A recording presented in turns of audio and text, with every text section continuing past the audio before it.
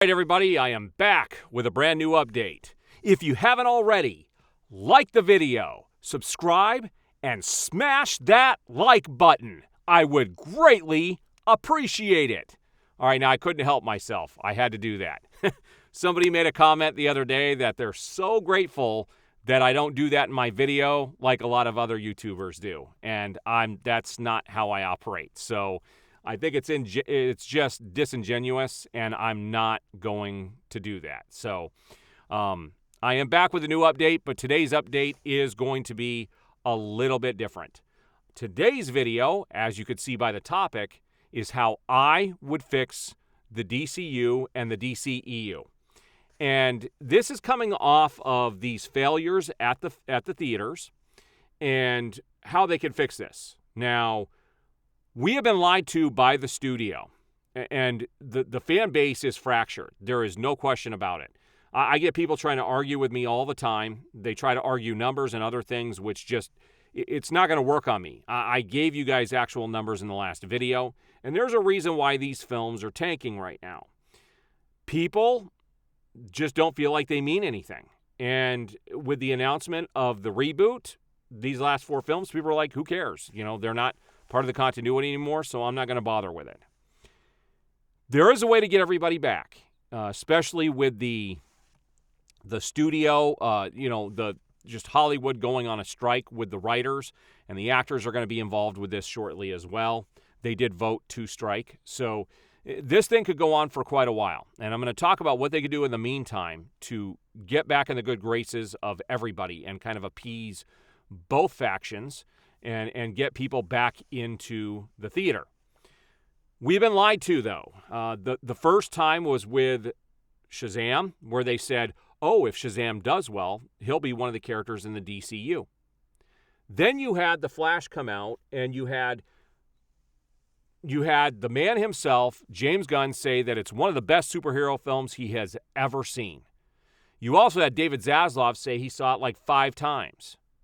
You had actors come out and talk about how much they loved the movie, which also did not seem normal. And it's not normal for them to do that. It was all manufactured hype. Now it's getting even worse. They're desperate for these last 2 films because The Flash performed way worse than even I ever anticipated. Like, it tanked big time. And you had Michael Keaton back as Batman, and that's a shame. More people should be going to see it because he was phenomenal in that film. We have the studio coming out and saying that, they were going to do Batman Beyond had it done well. That's bullcrap, because I'm going to drop a spoiler now, so if you haven't seen it, skip this quick section and jump ahead 10 seconds. Batman died in the film, okay? So they can't go that route. They had already canceled that before Gunn took over. So that they're lying when they say had it done well. Again, that's just trying to get people into the seats. Now we have it happening with Blue Beetle. You had James Gunn come out and say, oh, Blue Beetle is going to be the first official character in the DCU. And then you have the director now coming out saying it is the first official film of the DCU, which we know is not true. It's not until Superman Legacy. But they're trying to say this to save grace. And I think it's going to tank as well. Might do better than The Flash, but I don't think it's going to make even nearly as much money as Black Adam did. Black Adam, people were looking forward to what was coming up, and then they got stabbed in the back.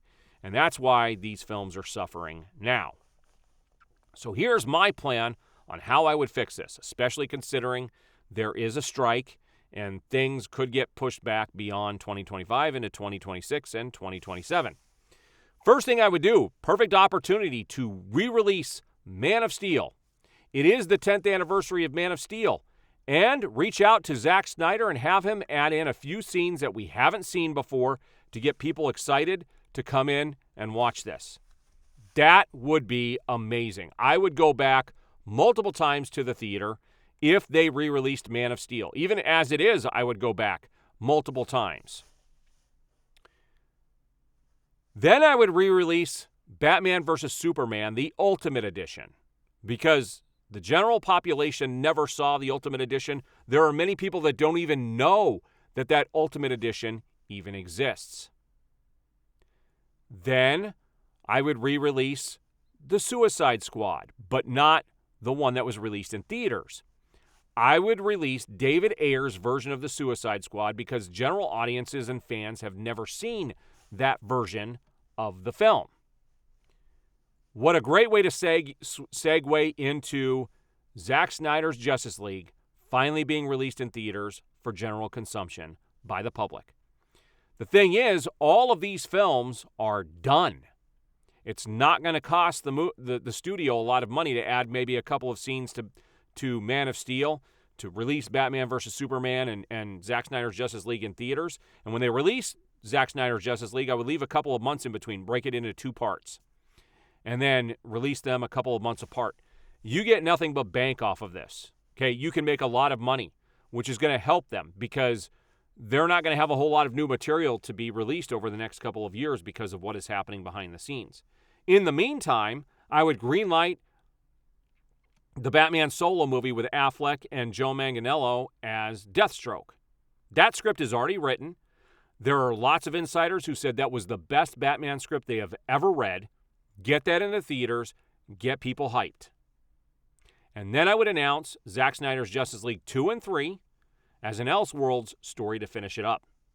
Because Gunn doing what he's doing is there are mixed messages. And I'm going to talk about the dangers of what he's doing and how they can get people back into the graces. The thing is, here's the cool thing. The Flash movie did make Zack Snyder's Justice League officially canon. There are different references in there that are definitely make Zack Snyder's Justice League canon, meaning Darkseid is now part of this universe.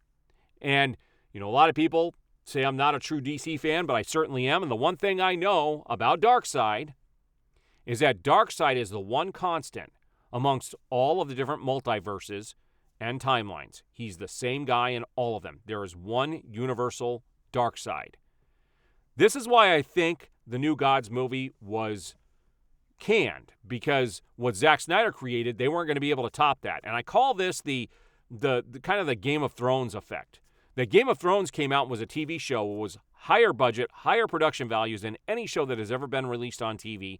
And now any show in that genre is going to look cheap in comparison. And I do believe that's why the New Gods movie was canceled.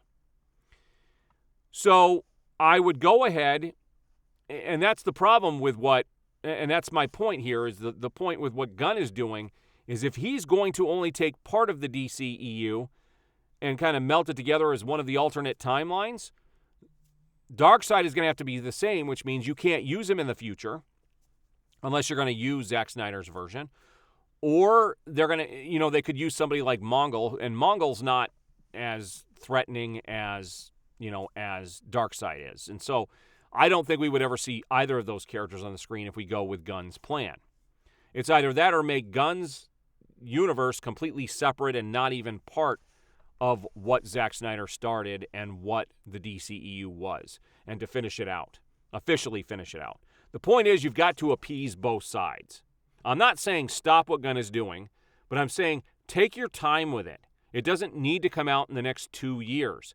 Really make it a quality product and do what needs to be done to make it memorable. In the meantime, you've got all this back catalog stuff from Warner Brothers that you could release, get people into the seats. You just make extra money off of it because these things are already completed.